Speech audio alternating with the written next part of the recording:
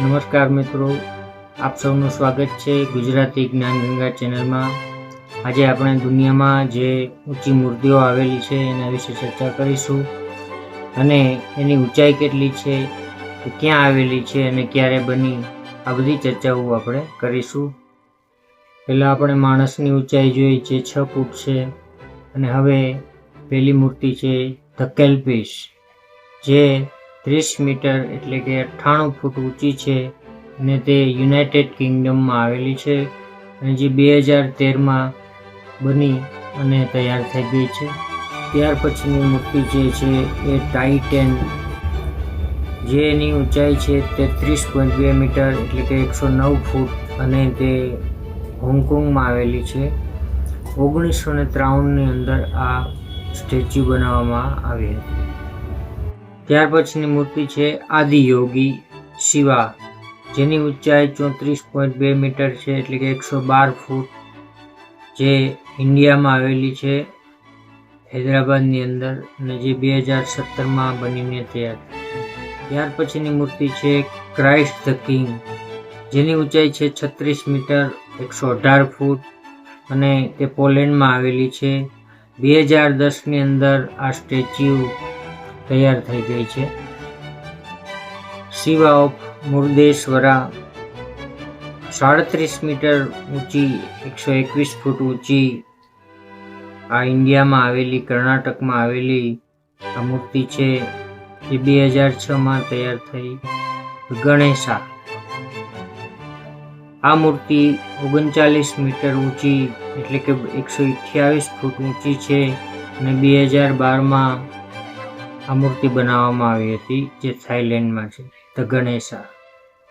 ત્યાર પછીની મૂર્તિ છે ક્રાઇસ્ટ ધ રેડીમેડ જે 39.5 મીટર 130 ફૂટ ઊંચી અને તે બ્રાઝિલમાં આવેલી છે અને 1931માં આ બનીને તૈયાર થઈ છે ક્રાઇસ્ટ ધ રેડીમેડ। મૂર્તિ છે ચેંગીસ ખાન જેને આપણે ચેંગીસ ખાન કહીએ છીએ જે મોંગોલિયામાં આવેલી છે 40 મીટર 130 ફૂટ ઊંચી આ મૂર્તિ 2007ની અંદર બનીને તૈયાર થઈ હતી।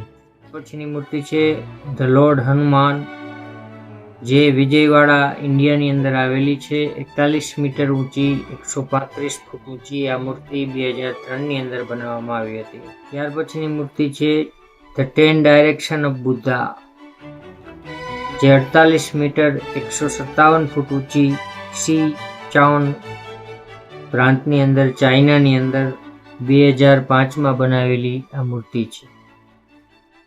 ત્યાર પછીની મૂર્તિ છે કાંડે વિહારિયા બુદ્ધા જે 48.8 મીટર 160 ફૂટ ઊંચી અને તે શ્રીલંકામાં આવેલી છે અને 2007માં આ મૂર્તિ બનીને તૈયાર થઈ ગઈ છે।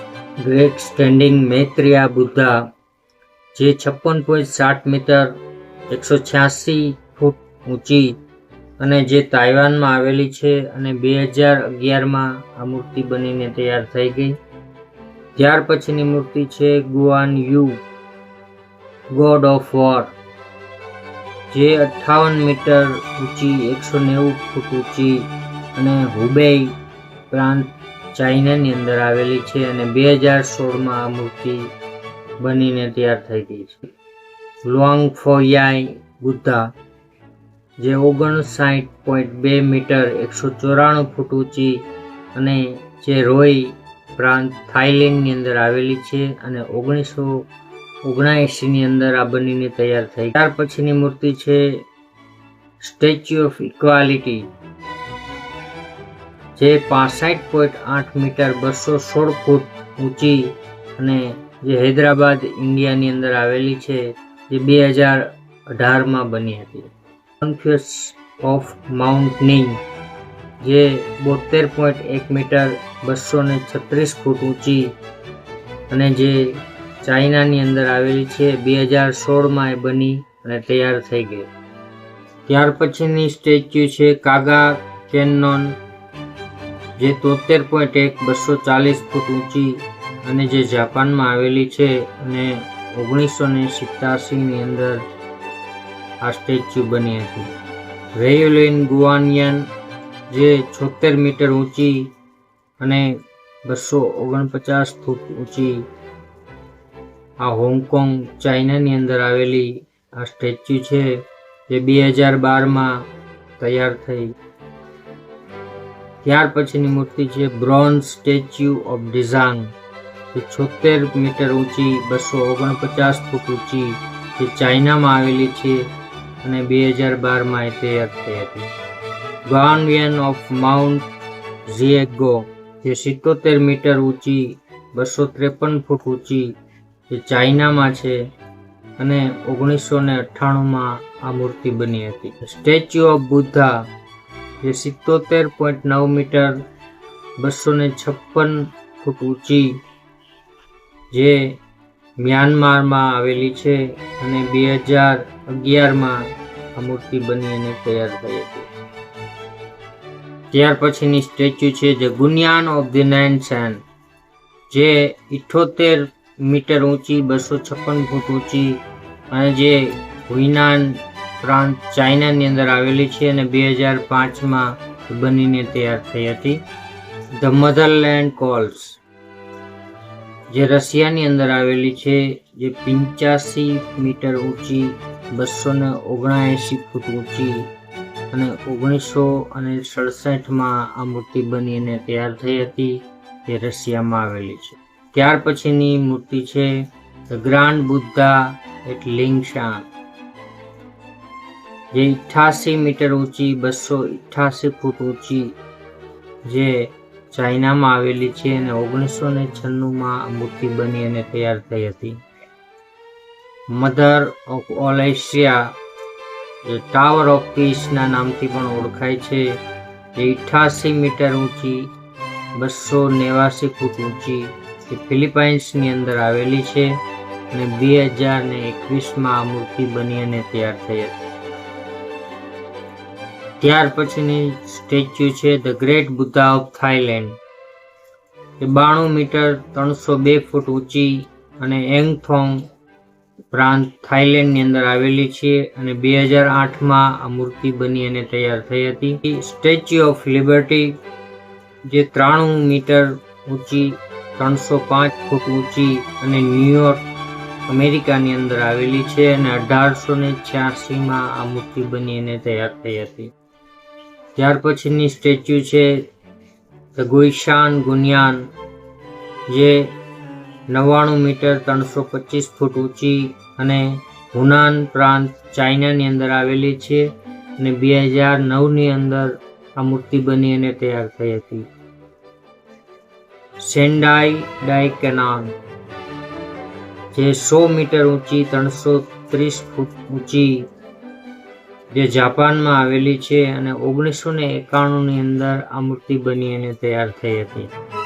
ત્યાર પછીની સ્ટેચ્યુ છે મધરલેન્ડ મોન્યુમેન્ટ, જે 102 મીટર 335 ફૂટ ઊંચી, જે કીવ સિટી યુક્રેનની અંદર આવેલી છે અને 1981ની અંદર આ મૂર્તિ બની અને તૈયાર થઈ હતી.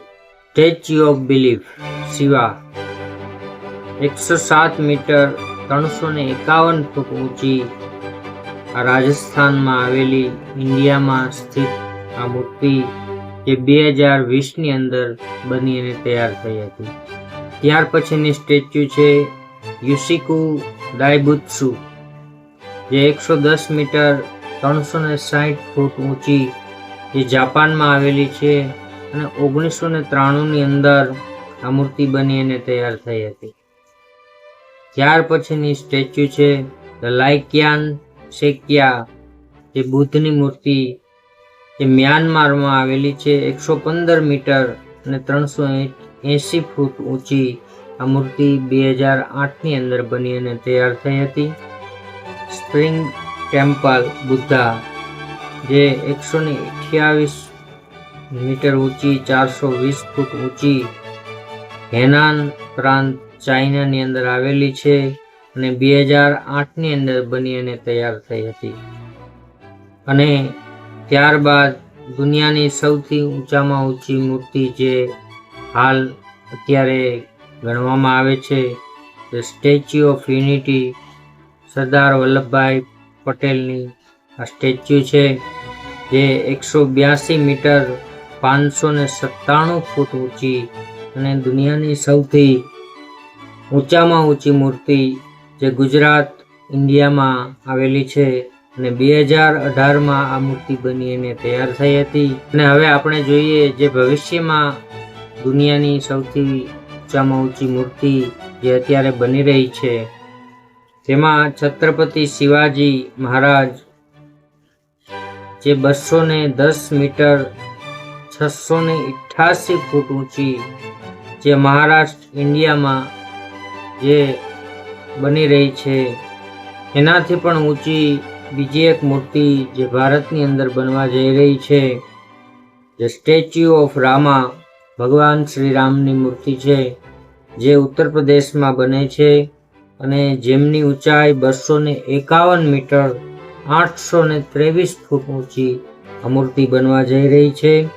દર્શક મિત્રો, તમને આ બ્લોગ કેવો લાગ્યો એ કોમેન્ટમાં આપ લખી અને અમને મોકલશો.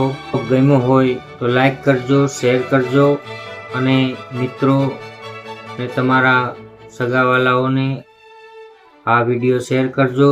આપના બાળકોનું જ્ઞાન વધે અને અમારી ચેનલને સબસ્ક્રાઈબ કરજો એ તમારા સુધી પહોંચે. ધન્યવાદ.